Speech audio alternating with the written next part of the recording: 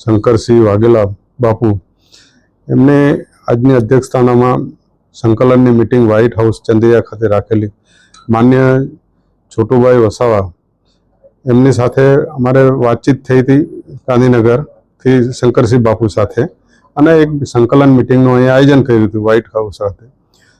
છોટુભાઈ વસાવાની સાહેબની તબિયત ના તંદુરસ્તને કારણે એ આજે પોતે હાજર નથી રહી શક્યા, પણ આ આખા ગુજરાતની અંદરથી જે યુવા લોકોને આજે બોલાવવામાં આવ્યા હતા એની અંદર ઘણા બધા મુદ્દાઓ હતા. માજી મુખ્યમંત્રીશ્રીએ પોતાના ભાષણમાં અને ઇન્ટરવ્યુમાં પણ એમાં કીધું છે. તો અમે આ એક કોલ ગુજરાતની અંદર આપ્યો છે કે આવનારા સમયની અંદર ગુજરાતમાં પરિવર્તન આવે અને ખાસ કરીને ગુજરાતના લોકોને શિક્ષણ, રોજગારી, સિંચાઈ અને ભીલ પ્રદેશ અલગ મળે એ જાતની આખી એક ચર્ચા હતી. અને એની અંદર શંકરસિંહ બાપુએ બધાએ કીધું છે. પણ ખાસ તો આજનો જે પ્રોગ્રામ હતો એટલો મતલબ યુવાનોને ઉત્સાહ અમે સોશિયલ મીડિયા પર મૂકેલા હતા. એના સોશિયલ મીડિયા પ્લેટફોર્મ પર અમારા મુદ્દાઓ મૂક્યા હતા અને એને વાંચીને આજે યુવાનો સ્વયંભૂ બધા આવ્યા છે.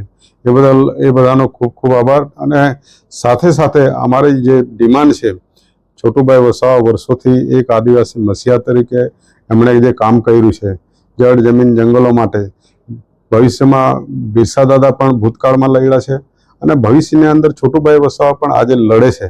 તો એ લડત આગળ કેવી રીતે લઈ જાય. 1995ની અંદર માન્ય શંકરસિંહ બાપુ જ્યારે મુખ્યમંત્રી હતા ત્યારે છોટુભાઈ વસાવા પણ એમની સાથે ધારાસભ્ય તરીકે હતા અને ગુજરાત પેટર્ન તરીકે, પહેલા મહારાષ્ટ્ર પેટર્ન હતી, એ આખું મોડલ ઉઠાવીને ગુજરાત પેટર્ન લાગુ કરાવી. શંકરસિંહ બાપુએ 1997ની અંદર લાગુ કરી અને સમગ્ર ગુજરાતની અંદર અત્યારે કરોડો રૂપિયાનું 15,000 કરોડ રૂપિયાનું ટ્રાઇબલનું બજેટ આટલા વર્ષોથી આવે છે અને દરેક પંચાયતોને, દરેક તાલુકા પંચાયત, જિલ્લા પંચાયત, ગ્રામ પંચાયતોને મળે છે અને એનાથી ઘણો આજે વિકાસ થાય છે. અને એ લડતને આગળ લઈ જાય. શિડ્યુલ 5, શિડ્યુલ 6, પૈસા 1 અને આવનારા સમયની અંદર રૂઢિગત ગ્રામ સભાઓ મારફતે પણ જે ટ્રાઇબલની અંદર જે ખનિજોની જે લૂંટ ચાલી રહી છે, ખનિજો હોય, પાણી હોય, જંગલ હોય, રેતી હોય, પથ્થર હોય, સિલિકા હોય, એ ટ્રાઇબલને કોઈ, એ પોતે માલિક છે, આદિવાસી માલિક હોવા છતાં બી આજે એનું ખનિજ બીજા લોકો લૂંટીને લઈ જાય છે. આજે આ લોકો એની અંદર મજૂરી કરે છે. તો એમની આ અમારી મુદ્દાસર લડત રહેશે. સંકલન બેઠકનો ઉદ્દેશ શું આવનાર સમયમાં વિધાનસભામાં શંકરસિંહ બાપુ સાથે છોટુભાઈ વસાવા અને તમે વિધાનસભામાં ચૂંટણી લડશો? જો એક વસ્તુ છે કે અમે એવું તો કહેવા નથી માંગતા કે અમે પોલિટિકલ નથી. અમારું એ જ લોહી જ અમારું પોલિટિકલ છે પહેલેથી, બરાબર છે. માન્ય અમારા મોહન નરસિંહ વસાવા, છોટુભાઈના સસરા, 1952માં ફર્સ્ટ ટાઈમ ઇલેક્શન થયું જ્યારે ગુજરાત દેશ આઝાદ થયો 1947માં, અને જ્યારે સંવિધાન 50માં લાગુ થયા પછી ઇલેક્શન જે ફર્સ્ટ ટાઈમ થયા ત્યારે બોમ્બે શહેરના ધારાસભ્ય હતા અને એ પણ આ છોટુભાઈ જે લડતા હતા જળ, જમીન, જંગલ, બિરસા દાદા, એ માટે એ જમીનદારો સામે અહીં ગાડી લડ્યા અને એ જ જમીનદારોએ એમનું મર્ડર કરવામાં આવ્યું. મર્ડર એવું કરવામાં આવ્યું કે એને માથાથી ધડ અલગ કરી નાખ્યું. એનો એક સાથી મિત્ર હતો, એને બી કાનમાં ભાલો મારીને માર નાખ્યો. છોટુભાઈ તલાટીની નોકરી કરતા હતા. એ પોતાની નોકરી છોડી અને જે એમના સસરાનો ખૂન થયું એ જમીનદારો સામે લડ્યા અને અહીંના ગરીબો જમીન અપાવવા માટે લડતા હતા. એટલે એ દિવસથી છોટુભાઈ રાજકારણમાં નહીં પણ સામાજિક રીતે અહીં ગાડી લડવા માટે આવી ગયા. એવું નથી કે છોટુભાઈ એ વખત કોઈ પાર્ટી જોઈન કરી છે. છોટુભાઈ વસાવા લડતા 1971થી આ મર્ડર થયું ત્યારથી લડતા 90ની અંદર ધારાસભ્ય બન્યા. આગળ તો અમે સંઘર્ષ જમીનદારો સામે જ કર્યા છે. મેન મુદ્દો જે હતો, શું શંકરસિંહ બાપુ સાથે છોટુભાઈ વસાવા અને તમે કોઈ નવી પાર્ટી ઊભી કરી વિધાનસભા લડશો કે કેમ? જો પાર્ટી તો છે જ, શંકરસિંહ બાપુની બી પણ છે. હા, જનશક્તિ ડેમોક્રેટિક પાર્ટી છે એમને. અમારી બીટીપી પાર્ટી છે.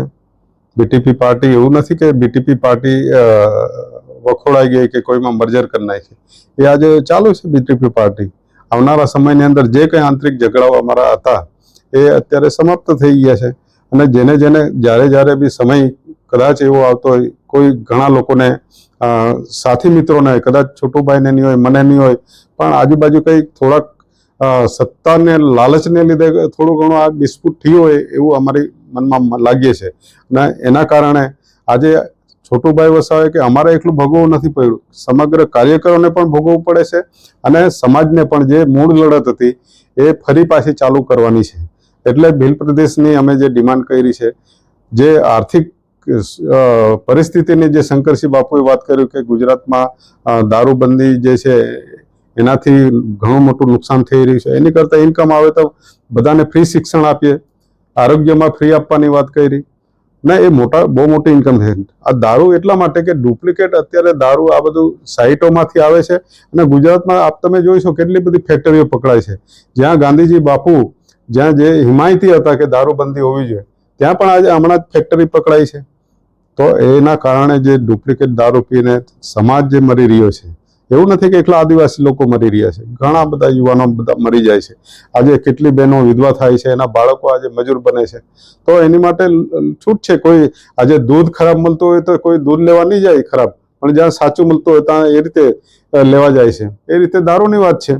અને ઇનકેસ કદાચ મોવડાની જે વાત કરી એમણે કે મોવડો અમારા બાપ દાદા 100 વર્ષ જીવતા, એથી ઉપર વધારે જીવ્યા છે, એમાં કોઈ નુકસાન નથી. અને આજે એને જો બ્રાન્ડ બનાવવામાં આવે, શંકરસિંહ બાપુએ કોઈ દુનિયામાં એની જેવી કોઈ બ્રાન્ડ નથી. એ આજે 50 રૂપિયા 100 રૂપિયામાં બાટલો મળે છે, જે જ્યાં જાબી કોઈ એ કરે, બીજા તો ડુપ્લિકેટ મળે છે. પણ જો એને બ્રાન્ડ બનાવીને આપે તો 2000ની પણ એ બોટલ બની શકે, તો એ પણ મોટી મોટી ઇન્કમ થાય એવી છે.